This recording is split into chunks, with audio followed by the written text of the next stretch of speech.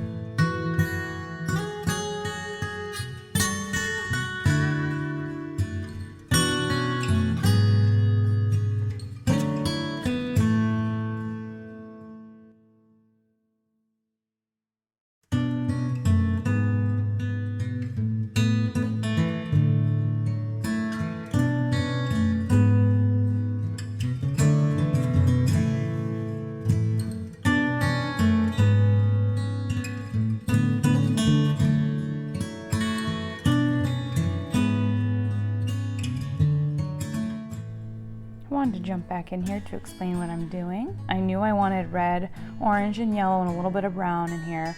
So I'm literally just taking very watered down bits of color, and as I go with it very wet, I'm putting on some of that salt. That salt's going to give us a different look. It's going to break up those colors a little bit and give us almost fractal type looking elements to this piece here. Just a little bit of a close-up. You can see where the salt is laying down. I get the paint all where I want it, nice and wet with laying the salt down, and then I let it dry overnight. And when I come in the next morning, you'll see here, I make sure all the salt is off. I was showing there that the paper did warp a little bit, but I had a ton of water on that because I wanted the salt to do some movement. I just wanted to show that it can be put into a frame, how lovely it can be in someone's home if you want to sell this or give it as a gift. It just looks really nice all framed up. And I'll give a couple close-ups here so you can see what that salt did. And the colors, I think, just look really nice. I'm very happy with how this turned out. Please let me know what you think, guys. Please like, comment, and subscribe, and keep on painting.